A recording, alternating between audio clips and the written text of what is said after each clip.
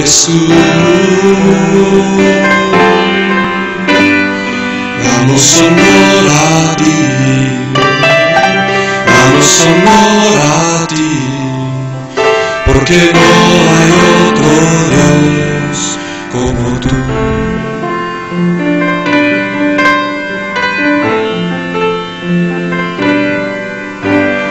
Damos honor a ti, damos honor a ti, Creador de vida, Jesús. Damos honor a ti, damos honor a ti, porque no hay otro Dios como tú. Rey de reyes, admirable, eres el principio y fin, soberano y sublime, eres nuestro Salvador. Damos honor a ti, damos honor a ti, porque no hay otro Dios como tú.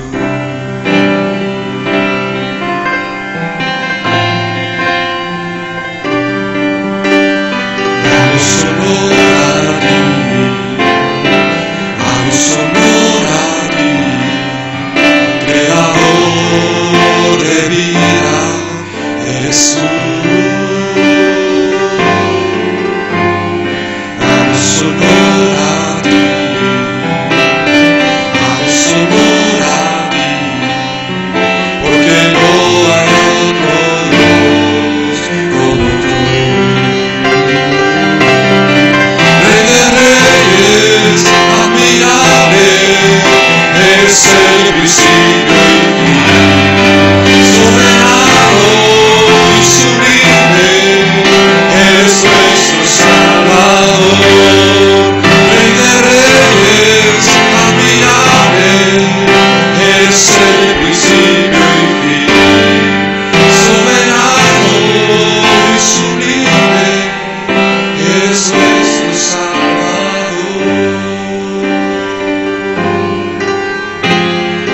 Damos honor a ti, damos honor a ti, porque no hay otro Dios como tú. Dice el Salmo 139, oh Jehová, tú me has examinado y conocido, tú has conocido mi sentar y mi levantarme, has entendido desde lejos mis pensamientos, has escudriñado mi andar y mi reposo, y todos mis caminos te son conocidos. Hoy es un buen día para cantarle a nuestro Dios. Examínanos, Dios, y muestra si hay en nosotros camino de verdad o camino de maldad, y ayúdanos a corregir y a vivir en tu ley, Señor. Examina mi corazón, pruébame, conóceme, ve si hay en mí camino de maldad y guíame en tu amor.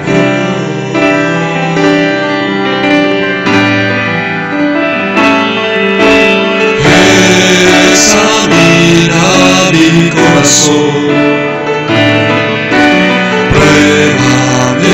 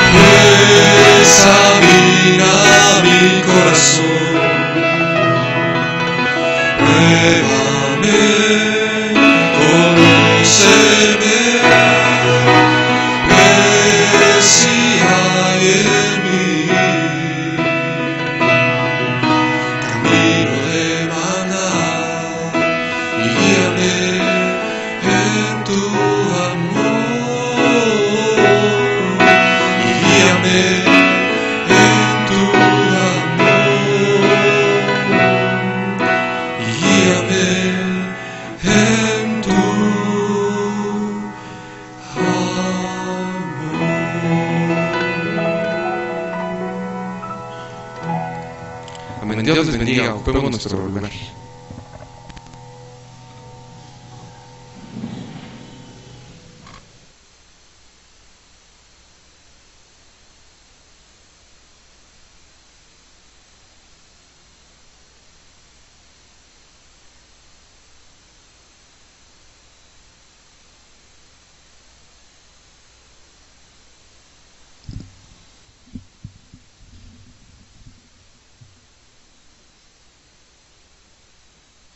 Como que aquí abajo creo que hace menos frío, ¿verdad?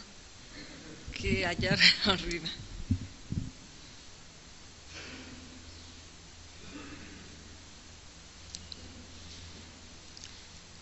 Buenos días, hermanos. Dios les bendiga en esta mañana. Les invito a abrir sus Biblias en Daniel, capítulo 1.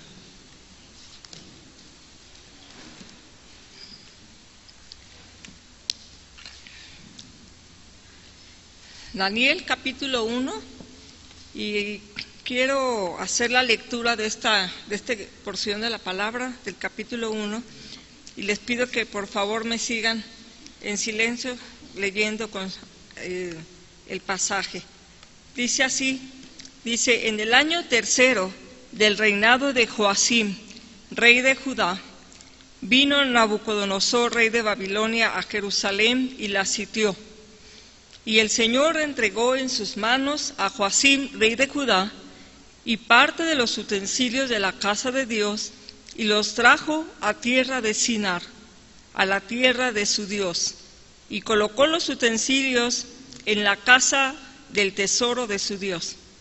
Y dijo el rey a Aspenaz, jefe de sus eunucos, que trajese de los hijos de Israel, del linaje de los príncipes, muchachos en quienes no hubiese tacha alguna, de buen parecer, enseñados en toda sabiduría, sabios en ciencia y de buen entendimiento, e idóneos para estar en el palacio del rey, y se les enseñase las letras y la lengua de los caldeos.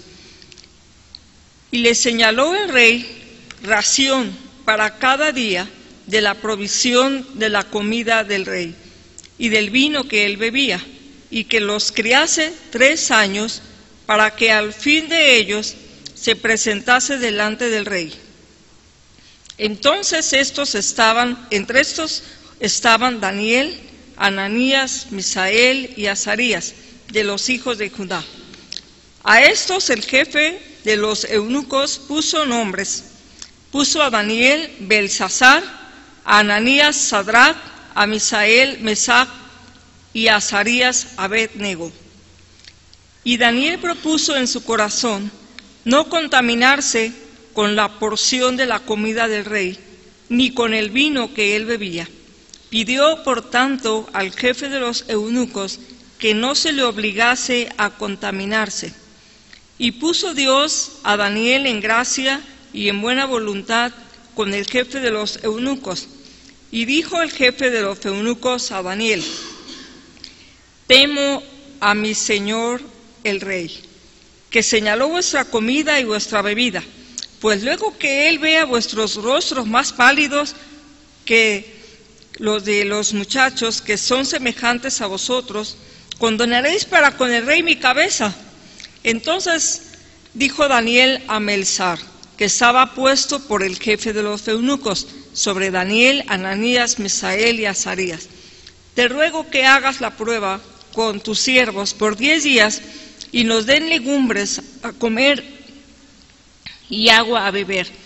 Compara luego nuestros rostros con los rostros de los muchachos que comen de la ración de la comida del rey, y haz después con tus siervos según veas. Consistió pues en ellos en esto, y probó con ellos 10 días. Y al cabo de los 10 días pareció el rostro de ellos mejor y más robusto que el de los otros muchachos que comían de la porción de la comida del rey. Así pues, Melsar se llevaba la porción de la comida de ellos y el vino que habían de beber, y les daba legumbres. A estos 4 muchachos Dios les dio conocimiento e inteligencia en todas las letras y ciencias. Y Daniel tuvo entendimiento en toda visión y sueños. Pasados pues los días, al fin de los cuales había dicho el rey que los trajesen, el jefe de los eunucos los trajo delante de Nabucodonosor. Y el rey habló con ellos, y no fueron hallados entre todos ellos otros como Daniel, Ananías, Misael y Azarías. Así pues, estuvieron delante del rey. Y en todo asunto de sabiduría e inteligencia que el rey les consultó, los halló 10 veces mejores que todos los magos y astrólogos que había en todo su reino. Y continuó Daniel hasta el año 1 del rey Ciro. Oremos, hermanos. Padre, Señor, te damos gracias, que la bendición de tu palabra, Señor, sea para nosotros esta mañana. Que tú, Señor, abras nuestro corazón y nuestro entendimiento y nos ayudes, Padre, a comprender tu mensaje. Gracias por la vida de estos siervos tuyos que nos dan ejemplo, Señor, muy contundente e inspirador para nuestra vida. Gracias, Señor, por cada uno de los que estamos aquí, Señor, y sé tú el que nos des el mensaje. Ayúdanos, Señor, a tener disposición en el corazón para llevarlo a nuestra vida.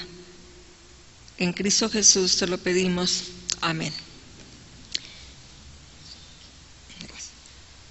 Hermanos, esta porción, aunque es un poco extensa, de este capítulo de Daniel, pero tiene un mensaje muy hermoso y muy profundo para nuestra vida, para cada uno de nosotros.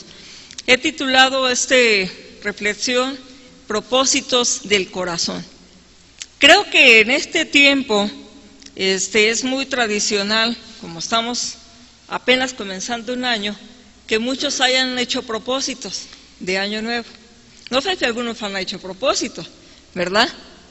Pero si no, pues es el momento de hacerlos. Quizás algunos tienen el propósito de bajar de peso, otros de ahorrar pesos, ¿verdad? Quizás otros quieren hacer ejercicio, o tal vez dicen quiero estudiar más, iniciar una carrera, quiero adquirir algún bien, etcétera. Hay gustos para todos. Cada quien hace un propósito en su corazón y en su vida para algún bien. Lo curioso es que a veces iniciamos con un buen ánimo, pero ya después como que nos da un poco de pereza y se va acotando. Dicen los que tienen gimnasios que el primer mes está así, pero ya después la gente empieza a irse. A veces, por ejemplo, tienes buen ánimo de empezar algo y empiezas bien animoso, pero ya después lo vas dejando. Entonces, y termina en nada, ¿verdad? Ya en nada. Y bueno, yo creo que en esta mañana la palabra de Dios nos invita cómo podemos hacer un propósito en el corazón, y a través de la vida de estos siervos que hemos leído, podemos darnos cuenta cómo le hicieron para lograr y alcanzar esa meta, ese propósito de su corazón y hacer de sus vidas extraordinarias. Que Dios nos mueva a hacer un propósito importante en la vida. Primero, situándonos un poquito en la historia, vemos que Babilonia ha sitiado a Judá y la toma cautiva, algunos, porque desde este libro comienza allá por el verano del 605, justo cuando Babilonia está en la cima, en el apogeo, en la cima, iniciando Nabucodonosor su reinado. Entonces, Babilonia ha sitiado Jerusalén, y obviamente este no es el sitio final, después más adelante vendrá la caída. Pero aquí en este sitio, él toma a unos jóvenes, toma los utensilios del templo, y obviamente pensamos, ¿este sitio fue por un logro de Nabucodonosor? Pues no es un logro de él. Primera, la cautividad comienza porque sabemos que Dios había dicho al pueblo que serían cautivos si ellos desobedecían a Dios. Entonces, el comienzo de esta cautividad, tanto como la del norte que ya había sucedido, fue precisamente porque el pueblo de Dios no le sirvió, no le adoró y no puso en su vida como prioridad a Dios. Entonces viene el castigo. Entonces, Babilonia sitia a Judá. Pero si remontamos todavía un poquito, Babilonia, ¿de dónde viene? O sea, es interesante porque allá en Génesis 11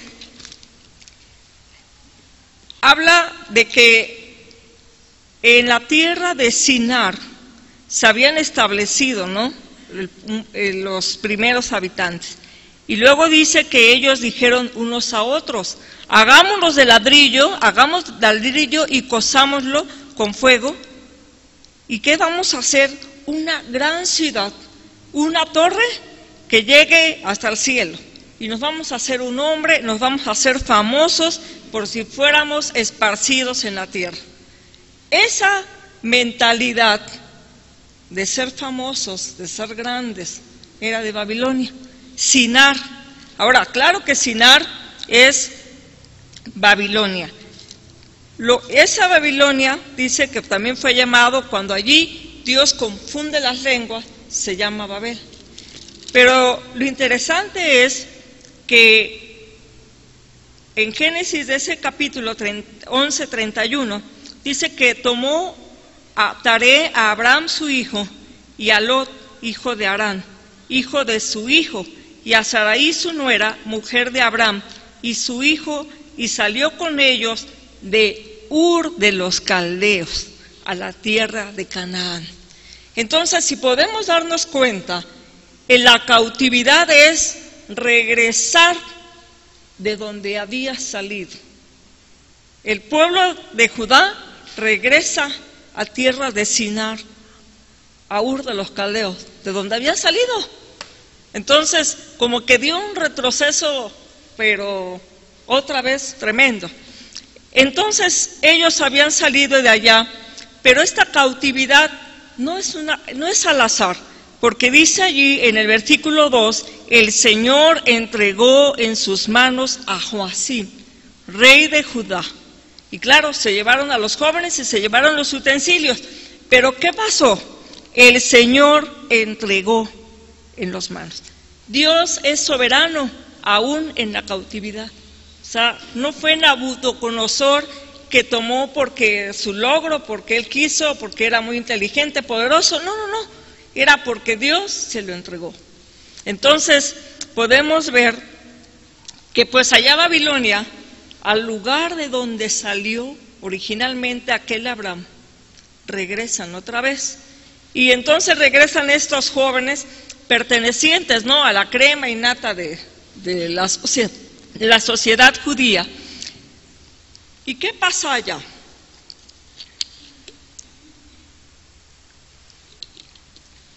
Veamos primeramente el propósito del corazón de vivir de acuerdo a nuestra identidad. Estos jóvenes llegan a Babilonia y claro, Babilonia, imagínense, la ciudad en ese tiempo considerada una de las maravillas del mundo antiguo. Entonces es una ciudad con jardines colgantes, preciosa, impresionante, ¿no? Sería así como ir a una ciudad con escaparadores, con lugares de entretenimiento, con una ciudad preciosa que a todo mundo le cautivaría. ¡Guau! ¿A dónde llego, no? Decía una amiga española que tuve, que ella se dio cuenta de lo amolada que estaba España cuando salió de España y fue a París. Y llega a París y dice, órale, esto sí es una ciudad. Pero de donde estaba, imagínense. Quiero pensar, si estos jóvenes saliendo de Judá, yendo hacia Babilonia, y llegan a Babilonia, qué impresionante habrá sido esa llegada, ¿no? Pero lo interesante Claro, no van como turistas, ¿verdad? Son cautivos, pero van en una cautividad amistosa. ¿Por qué una cautividad amistosa? Bueno, porque ellos no van a ir a limpiar los jardines, ellos no van a ir a hacer aseo, no van a ir a estar haciendo algún trabajo. La misión de ellos, según lo que leímos, ¿qué era? Que estos jóvenes tenían que ser entrenados, preparados, tenían que ser idóneos para estar en el palacio del rey.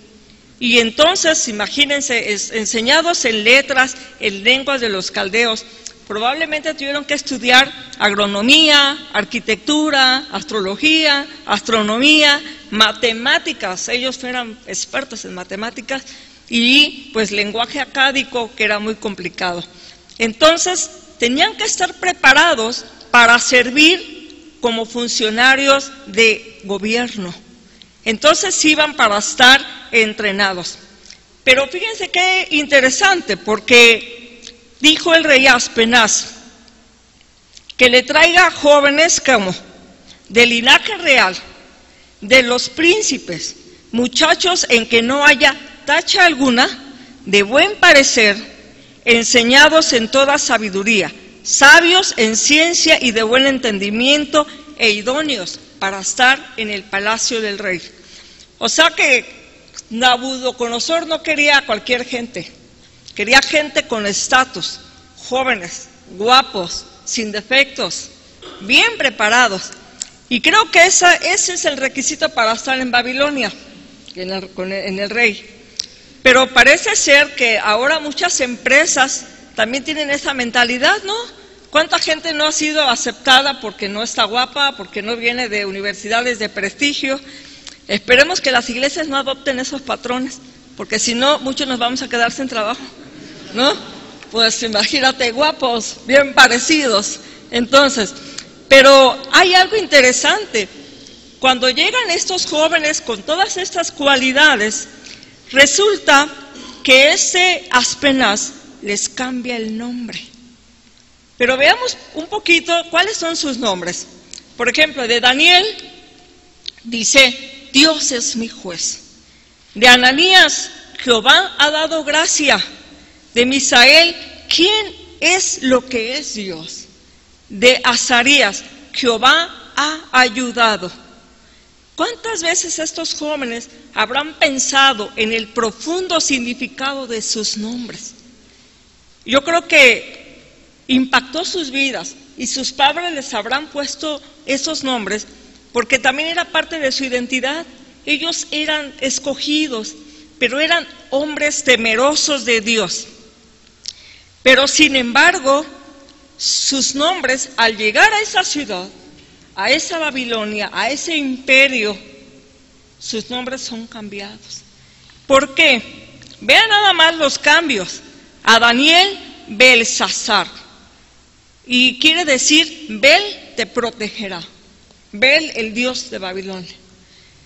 Y luego a Ananías, Sadrach, inspirado por Aku. Aku, otro dios, Babilonia. A Misael, Mesac, perteneces a Aku. A Azarías, Abed-nego, tú eres siervo de Nego. Todos ellos eran dioses de Babilonia.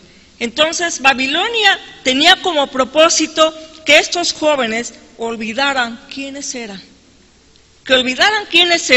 y adoptaran una nueva identidad para ver la vida de otra manera.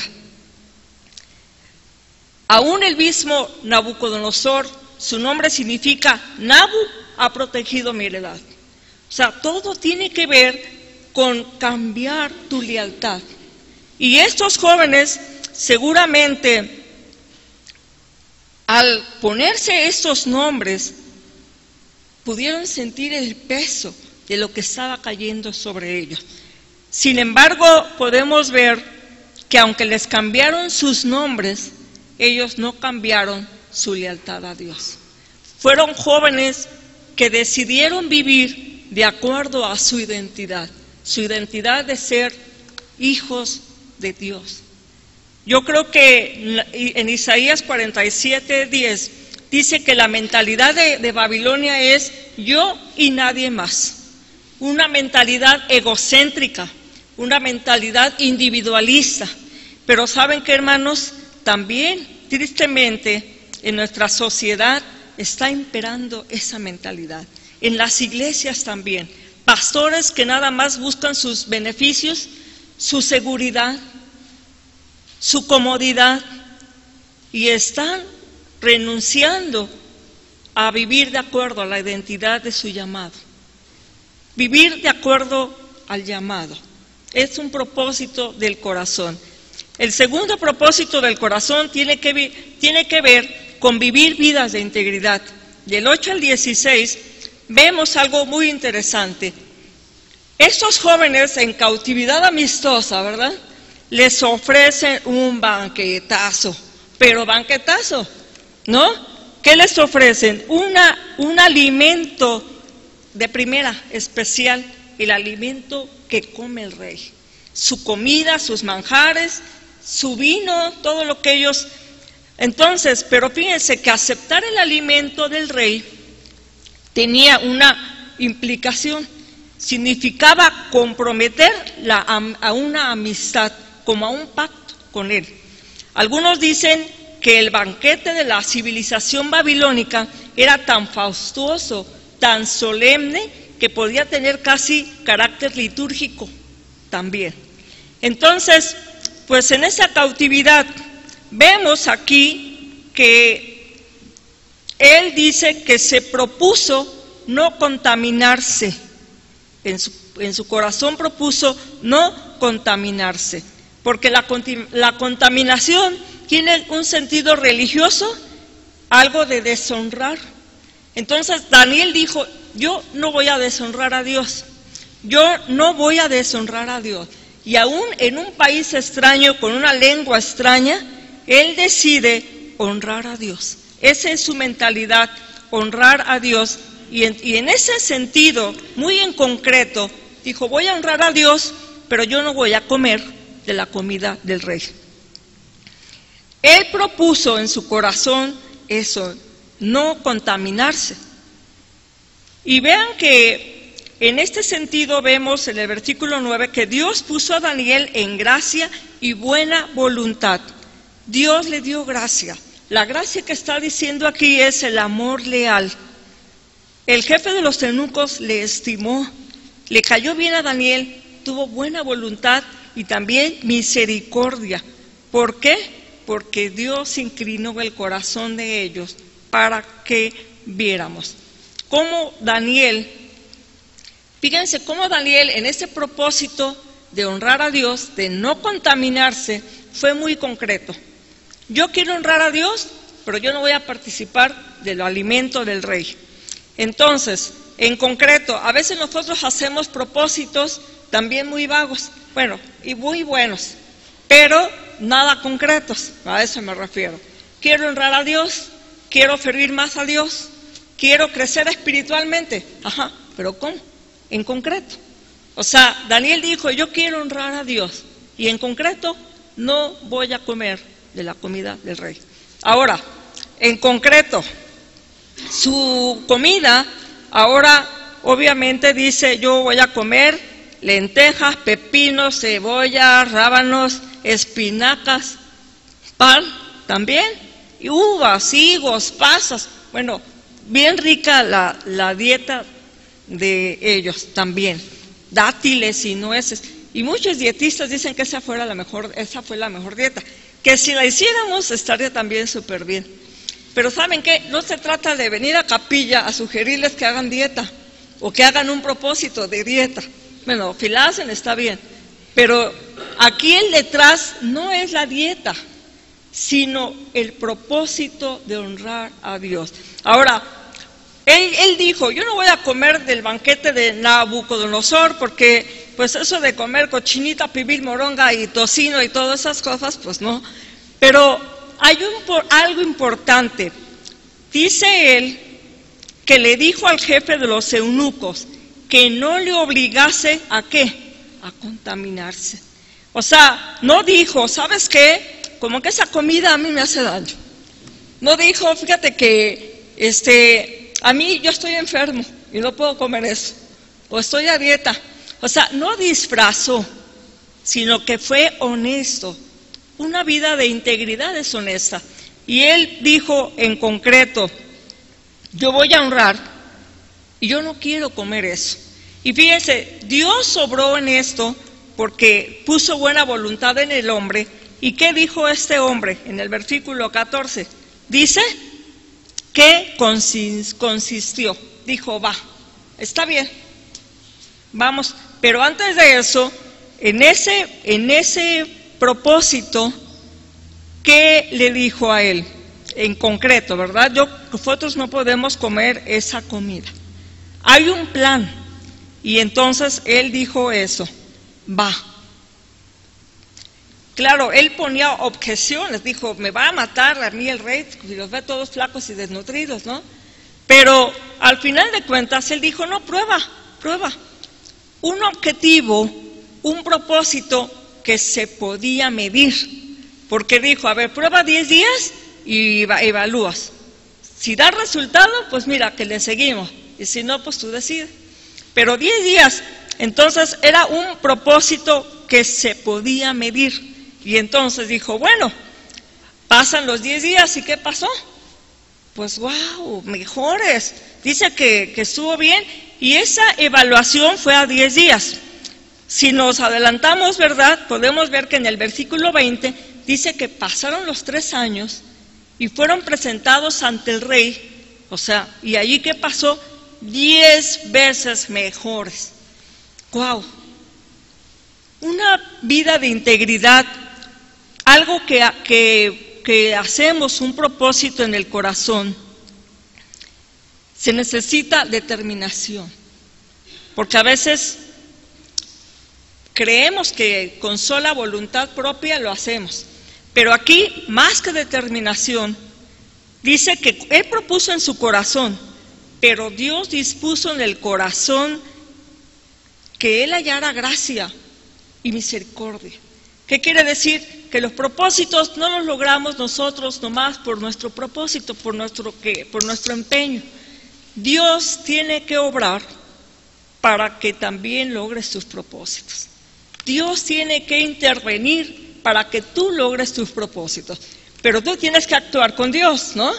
Porque Dios le dio ese favor, pero Daniel dijo, bueno, prueba, 10 días, ¿no? O sea, diseñó un plan para lograr el objetivo. Si nosotros hacemos propósitos y Dios no obra en medio de los propósitos, no los vamos a lograr. Y también si hacemos propósitos, pero queremos que Dios los haga, que Dios los cumpla, yo se lo dejo al Señor, ¿no?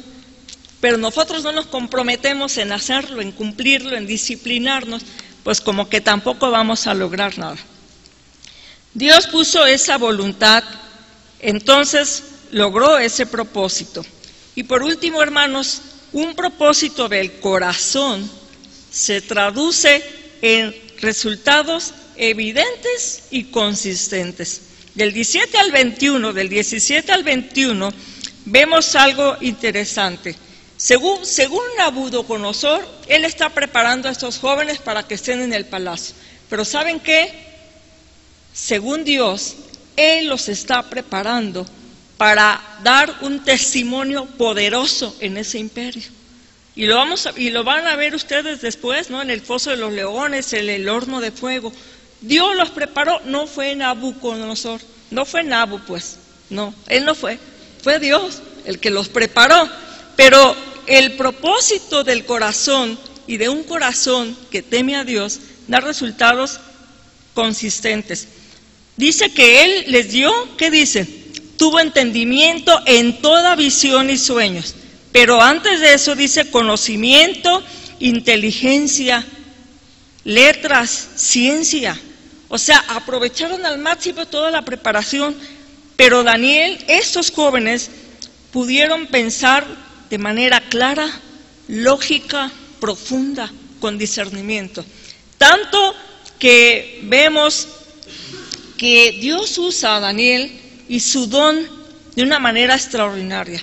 Cuando Nabucodonosor va a tener sueños donde Dios va a revelar el futuro de su imperio y de las naciones y de los imperios, pues este hombre va a poder descifrar ese sueño. Entonces, aunque el rey consultara magos, astrólogos, hechiceros, encantadores y demás, siempre Daniel fue el referente, el mejor. Entonces, hermanos, en este caso, este joven tuvo un propósito en el corazón y fue un propósito que no fue para un año, para un inicio de año, sino perduró para su vida, con resultados y bendiciones que sobrepasaron. Versículo 21, y continuó Daniel hasta el año 1 del rey Ciro, hasta que Ciro derrotó a Babilonia allá en el 539. Ya para ese entonces, pues Daniel es un anciano, pero hasta allí Dios lo llevó. Él vio caer un imperio y levantarse Media y Persia con Ciro. Entonces, hermanos, como conclusión, podemos ver, Dios había dicho allá en Samuel, yo honraré a los que me honran. Daniel determinó honrar a Dios y Dios honró a Daniel. Dios lo puso en un lugar privilegiado en la corte del rey de Babilonia. Sí nos rodea una Babilonia con una mentalidad, con una cautividad amistosa, con una mentalidad egocéntrica, donde nada más te tienes que fijar y procurar pues que estés guapo, que tengas estatus, que tengas preparación y que tengas lo mejor de lo mejor. Pero Dios no veía eso, no ve la mentalidad de Babilonia, porque Babilonia dejó de ser un lugar para llegar a ser una actitud, ¿no? Y es la actitud que muchas veces nos puede amenazar. Yo les invito a que ustedes vean qué cosa amenaza que pueda poner en riesgo el que tú honres a Dios como quiere Él a que lo hagas. ¿Qué cosa amenaza? ¿Qué cosa te está tentando? Fíjense que Daniel sí podía comer algo de carne, ¿eh? Los judíos sí podían comer algo de carne, por lo menos cordero, habían comido codornices. Pero allí dijo no, porque para él eso era un símbolo de no contaminarse y de mantener siempre fresco el compromiso de una lealtad a Dios por encima de todo. Pongámonos en nuestro corazón, propongámonos en nuestro corazón honrar a Dios, pero de una manera concreta. Hagamos un plan, midamos ese objetivo y de verdad Dios, estando y obrando en ese objetivo, lo vamos a lograr y que el Señor nos conceda tener una vida muy bendecida como este joven Daniel, que perdure, que este propósito que hagas en tu corazón perdure y dé resultados y fruto para toda la vida. Que Dios les bendiga, hermano.